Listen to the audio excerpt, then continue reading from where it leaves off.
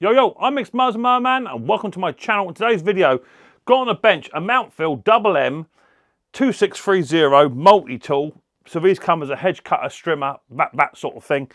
Problem with this machine is just got it out of the shed, and as soon as you go to fire it up, it'll only start on choke, or it's very boggy, and it just will not run off choke, and it won't rev up. You've got the same problem as me, then let's get it fixed. It could be one of two or one of 5 different things, really, in all honesty. But the main reason is fuel left in it over the winter. So if you have done that, then you will be in the same boat. Let's get this machine looked at, diagnosed, and try and get it fixed. And that way we can be cutting hedges or trimming the garden in next to no time at all. If this is your first time in watching Micks Mowers and Mowerman, hit the old subscribe button and whack the old bell. Set notifications to all, that way you'll be told next time I upload my video. So without further ado, let's get down dirty. Let's get this Mountfield MM2630 3-in-1 tool back up and running. What I'm going to do is I'm going to remove the attachment, only because it's just too flipping long to have it up on the bench and work it at the same time. Now, when we go to get this machine up and running properly, get the engine running, it does pay to put the attachment back on it so that you are actually running it under load, okay guys? But I'm going to remove the attachment, if I can get it out, just literally. Is it clip on? No, it's not. Just so I can just get it out, and then there's just a bit more vavavoom on the old bench to work on it. That's the only reason. But it doesn't really affect how the machine runs. It just can have an effect on the machine runs. It's not actually running under loads. But so this is what it's doing. Let's turn the machine on. Let's set the throttle so that the throttle works. Push that little bit in there. Oh no, it's not going to do it now. Right, let's have it. Just have it. Can I rest it or not, Mick? Can it rest like that? Let's try. No. Right, so prime it up. It's got fuel in there. We're going to prime it. We're going to choke it, and we're going to pull it. So it starts. So I'm going to put it onto a half choke now. So halfway down, in between start and choke. That's as much as it's going to get. If I choke it again, and then turn it off a choke, that's it. That's all we're getting. We're getting nothing else. So if your little strimmer's doing that, keep watching. So first thing to do is to check for visual inspections, okay? So we're going to have a little look around the machine to see if there's anything obvious that is stopping this machine from working. So that would be anything from split fuel hoses, missing fuel hoses, fuel leaks, anything like that at all. So I'm going to remove the air filter, and that's about as far as we're going to go for now. Just want to double check the condition of grommet. Looks to be okay. I'm going to prime the bulb to check if there's any leaks coming from the fuel lines and bits and pieces like that. Now it does seem to be not priming very well. I have also, oh, it's a bit of hell. It's big. See that there? I thought that was a big crack. Let me just show you. I thought, oh my lord, that's not good, but it's not. It's actually a bit of foliage or hair. Look, I saw that and I thought, oh my lord, what is that? But look, it actually moved. So I was lucky. Right, so it's not actually priming, and it is fuel in. Tip up this way, so the fuel is down, is nice and level. The fuel's up to here, I can see it. It's not priming. It's not priming at all. So I'm going to open up the fuel tank, and I'll have a little tiny look inside.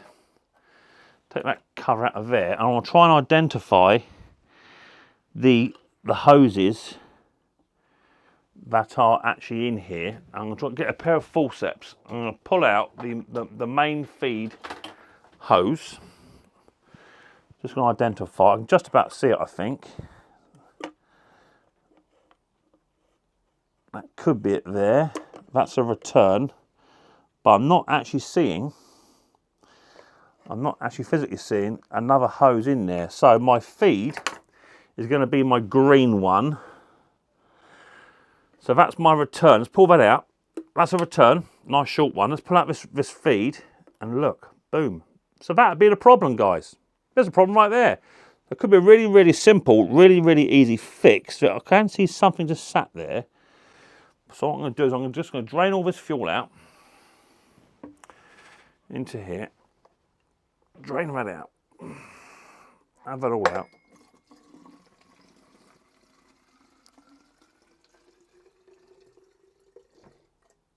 Okay, take a bit more out, try and get it all out where we can. And then there is a rather nice looking fuel filter. Let me grab it. There it is. Fuel filter. So we know that's a problem. So what's happened is that the company that begins with M, there's a sign on my shed wall, that supplies these bits of kit. Now we have quite a high concentrate of ethanol in the UK.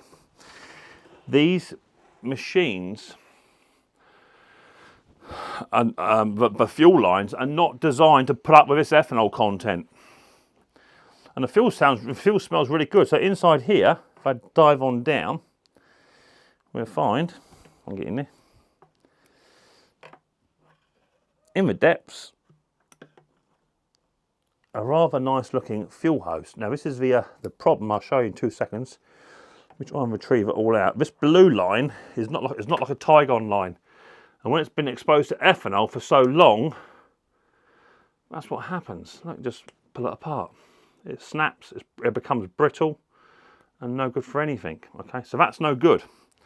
The yellow one, however, is quite a good fuel line, but the blue is not. Okay. So let me just grab. Now I can see there's a little tiny bit of hose in this rubber bung. I can see it from where I am. So I just want to grab myself something a little bit long, something a bit longer, just so I can poke that out.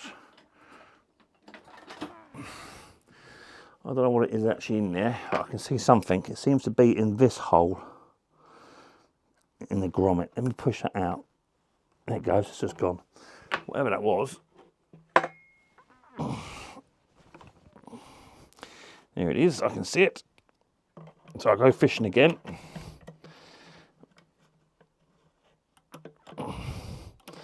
I cannot get it.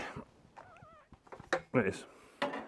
So nice little bit of fuel hose in there, and that one will probably be off of this one here. Okay, but that is just about long enough for a return. But the green one is not. Okay, so in preparation, we now want to try and remove this this green hose, which is brittle and horrible. We're going to try and remove it. It won't like coming off because it's been on there for quite a while. There it goes. That's that one gone. Just going to double check the length of that because it is only a return, so that'll be fine. Okay. So now into my box of 2-stroke bits and bobs, and I buy Tygon line by a good quantity. You can get it on Amazon, right? Just type in Tygon line, and you can buy like a pack of, like, I don't know, it's different gauges of thickness. And now I'm just going to gauge the thickness of this little tiny jet just here, where my finger is, to the right size one here. And I think what you want to do is go for quite a thick one, and I'll show you why in just 2 seconds. Now I've chosen my line I'm going to use, and the reason I've chosen this thickness is I want to make sure that when I put it through the hole in this rubber bung, this grommet for another word, there's 2 holes in there, and if you put a too thinner line inside the hole, then obviously what happens is that the tank won't become sort of airtight, if you get my gist. So it'll be sucking in air. As the tank pressurises, so it'll be pushing the air out. So I can now get my pair of snippers. There we are. I'm going to cut an angle bedangle on there like that, right? And then I can then push this hose all the way through the grommet with a little tiny bit of help from Mr. Stubby Nose Plier through the hole. Now it is a bit tricky, but it will go. And once you've got it going, keep going and don't stop. Now I'm just going to try and pull it back a touch. So I want this pipe to come up towards me. So I'm going to grab a pair of forceps. I'm just going to grab that fuel line, just so I got hold of it. And lock my clamps off, and then push this one down a bit more. And as I do that, I'm just going to ease this one up, because we want to put a fuel filter back onto the edge of that. So there's my fuel line. We're happy with that. I'm now going to cut that off. Now, if you haven't got a spare fuel filter, right, just order it when you order your new lines. If you haven't got one, in all fairness, there's nothing wrong with reusing your old one. Okay, as long as it's clean. Now you can remove little tiny tabs on these, just here and here. Just take them off. They all come apart, but get some WD-40 and just make sure it is actually running through the filter. And that's not all blocked up. There it goes. I can see it running. It's running through there, lovely. No problem. I can then remove a little tiny fuel clamp wire that's on there. They're not always necessary. And then just remove a little tiny bit of green pipe that's on it, just pretty much just fell off. And grab your new fuel line from inside the tank and then just poke that onto there. It'd be tricky, trust me, ask me how I know. Once you've got it started, you can just push it on and you want all the way on. So it sits just like that, you see. And now what we can do, we can now pull this line back. And what you're looking for the fuel filter to be sat either on the bottom of the tank or halfway down. Sometimes there's a little tiny well halfway down, but there's not on this one. So I'm going to poke this down through now. I'm just going to get hold of that, just give it a little bit more of a pull up, because I know where I want this fuel hose to sit, and eventually we'll just go plop and it'll just start to play ball with you, and it just move over to the desired place where I want it. Quick little inspection. So it's actually sat right down here in this corner here, okay, which is not a bad place for it to be. So I'm happy with that now. And now I'm just going to re-gauge this up, put it onto choke from it so I can see what's going on. And I want it to be about here in length, give or take. So I'm going to cut that off with my snips. It's going to be around about there. It isn't an exact science. And then all I want to do is grab hold of the fuel line and then tuck it up onto this main jet, the feed in of this carburetor, which would be just about there. So gently, gently, gently, because these are brand new lines, so you don't want to be damaging them. Feed it up in. Right, now what's important is we don't want no kinks in this line. Okay, so I'm just going to push that fuel line back down again, just to take any slack out of it. And we've got a nice little angle bedangle of how that all sits together. And then this return line, that can go back in to where it come from. If it doesn't go in all the way, just get your snippers again and just cut that at a slight angle, like so. And then just push that back in, just like that. And that's all you need. Now you can renew the other hose as well if you felt the need to, but that is just a return, nothing more than that, okay. Right, so now I'm gonna grab my funnel. I'm going to put my funnel in there. I'm going to pour back in. Just a quick inspection of that petrol. It looks really, really good, to be fair. It looks really, really good. We're going to pour the fuel back in. Now, remember what I said to you earlier on, that this device wasn't even priming. Now, I'm not saying that this is going to fix it, but this is one of the main reasons. It may need carburetor work, okay? But I'm surmising, actually, if it's not priming, but it ain't going to run, is it? So let's grab the fuel cap, put that onto there. Turn it, push it down. Right, now I'm not going to edit the film. Because some people say, oh yeah, old Micks Mowers, all these old mowers, they all work, don't they? That's funny. Oh yeah, okay. Well, they don't. Trust me, they don't. I have the same problems other people have. Right, let's push that camera up, not editing. Let's push that shaft back into there from where it come. Hang on, the shaft's come out of the device here. That isn't a good thing. It goes, gone back in. Right. So, let's try and fire it up now. So we're going to turn the machine on, which it is already. We're going to prime it.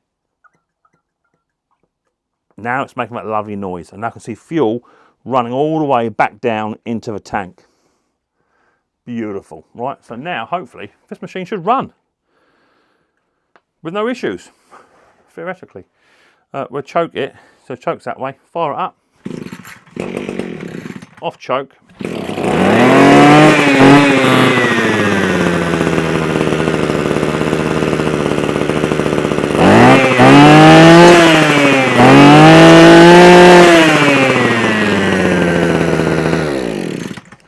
So there you go. That was easy. I wish they was all like that, but they're not.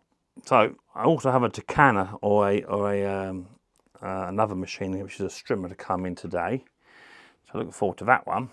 But the mount field is running fine. Now, as I say, don't forget you've got to put the attachment back on it to run it with the attachment head. because there might be a fine bit of tuning of a carburetor may need to be done, okay? But it's not saying it does. So my tuners are here on the front, if I need to tune them high and low. No problem. Let's say there, 15 hours. After 15 hours, clean the air filter. Righto, lovely. Right, so that's how you fix your mount field or any other 3-in-1, 2-stroke, 2-in-1, 1-in-1 strimmer trimmer. Always check your fuel lines straight after the winter once you pulled it out of the shed in the spring. So there you go, quick little video for you. Really, really simple stuff, guys. I think the biggest problem it is you couldn't actually see the line had snapped off inside the tank. That was a problem. But if it's not priming, it's not sucking, which either tells you you've got a fuel line issue, a fuel filter issue, or there's a gasket and diaphragm issue, or one of the main pathway jets inside the carburetor is actually blocked or obstructed. But a quick little fix just by repairing the line. As I say, you can get these lines off of eBay, Amazon. You look up Tygon, look up ethanol friendly ones, and they come in about 4 or 5 different sizes. Just check the thicknesses. But if you're not sure, buy the pack for about £4, £6, or you get like a pack of 4, pack of 6. That's all I do, and fit it on there, and away it goes. Boom, little mount field, double M. What is it? Double M 2630, but other models are the same. Steels, Husqvarna, whoever, they're all the same. It needs to suck fuel to get the machine to work. If it don't suck, it ain't no good. You hear what I'm saying? So there you go, quick little video there for Micks Mowers and Merman, how to get the machine up and running after the winter, first time in spring. It now runs, it does what it should do. Got to check it with the head on, as I say, because you need to check it under power as well. It may not like it under power, and therefore maybe a bit of carburetor work or a bit of tuning may be required. But if you like this video, Micks Mowers and Merman, then please hit that subscribe button and give us the old thumbs up. It helps towards my algorithm and grows my channel. There you go. But I look forward to the next episode of Micks Mowers very, very soon. But to you guys and girls, much more importantly, take care easy.